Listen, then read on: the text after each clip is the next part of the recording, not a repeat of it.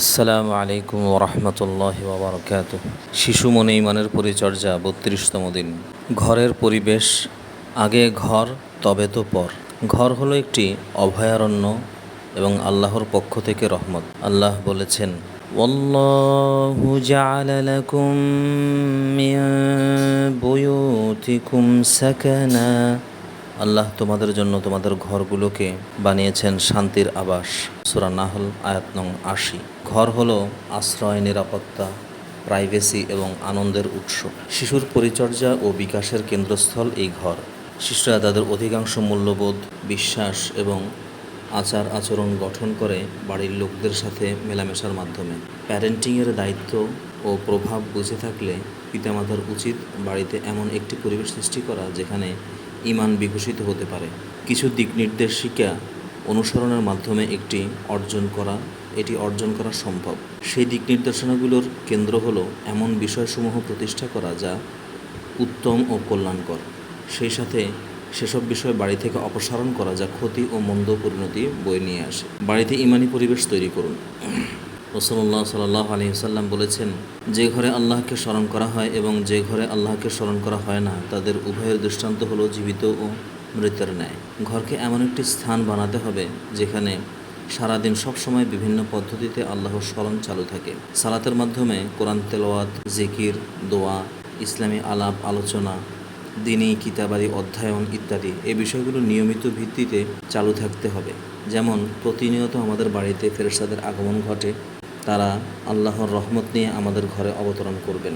বাড়ির সদস্যদের একটি নিয়মিত কার্যক্রম হবে কোরআন তেলাওয়াত করা। বিশেষত সূরা বাকারা তেলাওয়াতের অনেক ফজিলত রয়েছে। এর মাধ্যমে শয়তানের প্রভাব থেকে ঘরকে নিরাপদ করা যায়। রাসূলুল্লাহ সাল্লাল্লাহু আলাইহি ওয়াসাল্লাম বলেছেন, তোমাদের ঘরগুলোকে কবরে পরিণত করো না। শয়তান সেই ঘর থেকে পলায়ন করে যেখানে সূরা বাকারা তেলাওয়াত করা হয়। রাসূলুল্লাহ সাল্লাল্লাহু আলাইহি ওয়াসাল্লাম আরও বলেছেন, তোমরা বাড়িতে সূরা বাকারা পড়বে, কারণ শয়তান সেই ঘরে প্রবেশ করে না যেখানে সূরা বাকারা তেলাওয়াত করা হয়।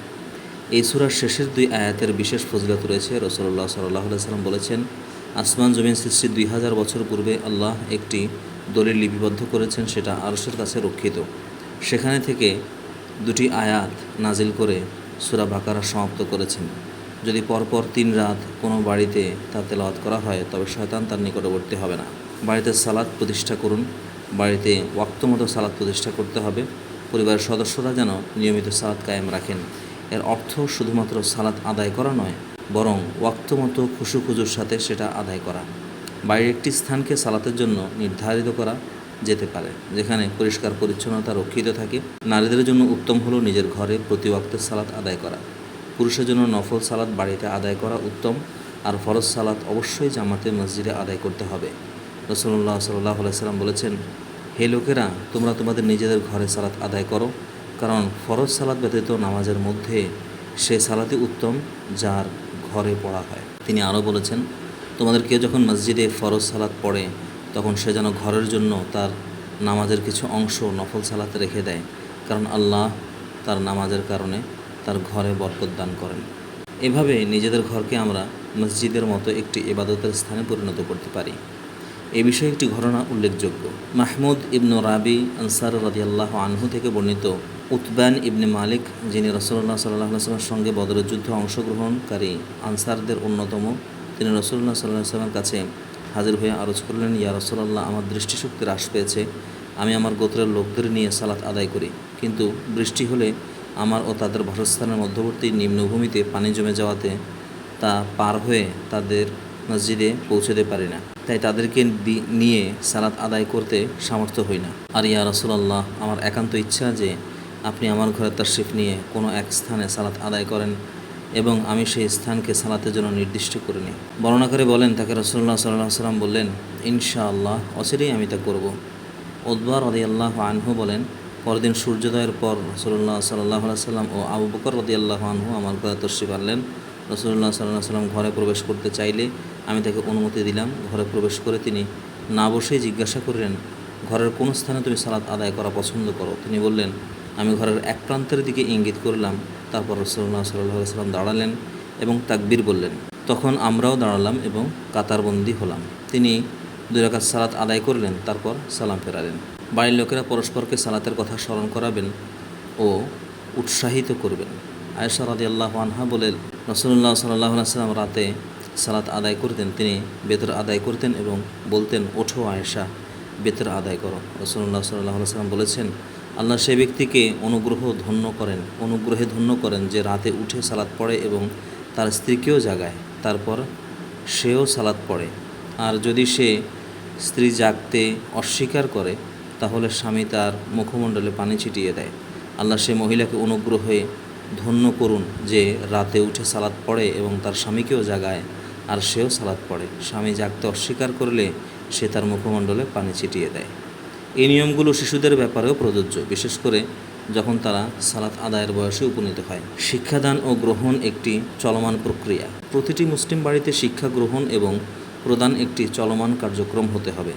দ্বীনের ইলম অর্জন করা পরিবারের প্রত্যেক সদস্যের জন্য বাধ্যতামূলক এবং এর ভিত্তিতে ব্যক্তির ঈমান বিকশিত হবে। পরিবারের প্রধান ব্যক্তিকেই এটা নিশ্চিত করতে হবে।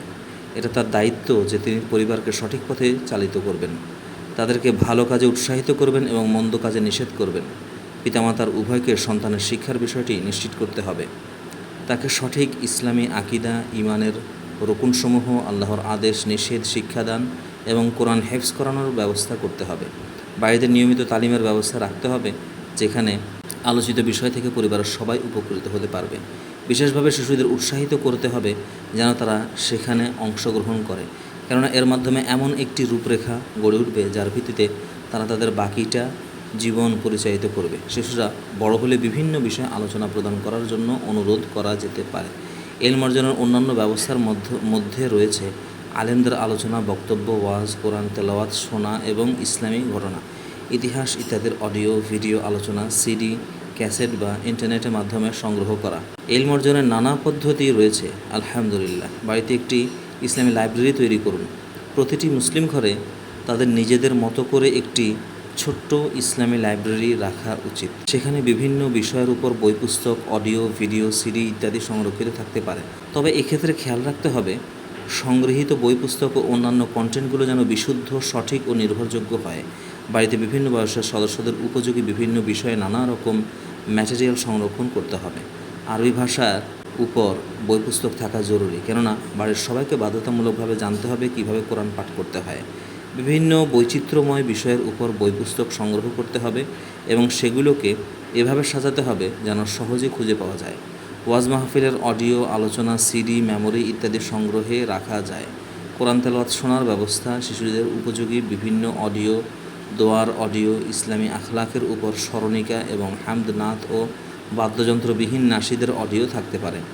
পরিবারের সদস্যরা একে অপরকে উৎসাহিত করবেন যেন নিয়মিত সেই উপাদানগুলো ব্যবহার করা হয়, এমনকি প্রয়োজন অনুসারে অন্যান্য মুসলিম পরিবারের সাথে সেগুলো আদান প্রদান করা যেতে পারে। শিশুদের গৃহ সম্পর্কিত দোয়া এবং ইসলামের নিয়মকানুন শিক্ষা দিন। বাড়ির সদস্যকে অধিক পরিমাণে আল্লাহর স্মরণ করতে হবে। ঘরে প্রবেশের সময় আমরা বলবো বিসমিল্লাহ, আল্লাহর নামে। রাসূলুল্লাহ সাল্লাল্লাহু আলাইহি ওয়াসাল্লাম বলেছেন, যখন তোমাদের কেউ আল্লাহর নাম নিয়ে ঘরে প্রবেশ করে এবং খানা খায়, তখন শয়তান বলে, এখানে তোমার কোনো খাবার নেই, থাকার জায়গাও নেই। আর যদি সে আল্লাহর নাম না নিয়ে ঘরে প্রবেশ করে এবং খানা গ্রহণের সময়ও আল্লাহর নাম না নেয়, তখন শয়তান বলে, তোমার একটি থাকার জায়গা হয়ে গেল, খাবারের ব্যবস্থাও হয়ে গেল। ঘরে প্রবেশের একটি সুনির্দিষ্ট দোয়া রয়েছে, সেটি হলো বিসমিল্লাহি ওয়ালাজিনা বিসমিল্লাহি খরাজিনা ওয়া আলাল্লাহি রাব্বিনা তাওয়াক্কালনা। আল্লাহর নামে আমরা ঘরে ঢুকি, আল্লাহর নামে ঘর থেকে বের হই, আর আল্লাহ আমাদের রব, আল্লাহর উপর ভরসা রাখি।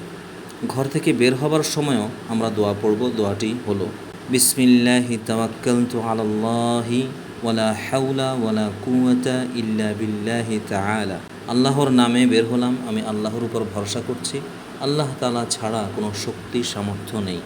রাসূলুল্লাহ সাল্লাল্লাহু আলাইহি ওয়াসাল্লাম বলেছেন, কোনো ব্যক্তি যখন তার ঘরের দরজা দিয়ে বাইরে বের হয়, তখন দুজন ফেরেশতাকে তার সঙ্গী হিসেবে তার জন্য নিযুক্ত করা হয়। অতঃপর যখন সে বিসমিল্লাহ বলে, তখন ফেরেশতাদ্বয় বলেন, তোমাকে হেদায়েত দান করা হয়েছে। যখন সে বলে আল্লাহ ব্যতীত ক্ষতি রোধ করার বা কল্যাণ লাভ করার শক্তি কারণেই, তখন ফেরেশতাদ্বয় বলেন, তোমাকে রক্ষা করা হয়েছে। যখন সে বলে আমি আল্লাহর উপর ভরসা করলাম, তখন তারা বলেন, তোমার জন্য আল্লাহ যথেষ্ট হয়েছে। অতঃপর তার জন্য নিযুক্ত দুই সাথী কারিন শয়তান সাক্ষাৎ করে তখন ফেরেশতাদের বলেন, এমন ব্যক্তির ক্ষেত্রে তোমার আর কী বা করার আছে, যাকে সুরক্ষা ও সঠিক পথের দিশা দেওয়া হয়েছে এবং আল্লাহ যার জন্য যথেষ্ট।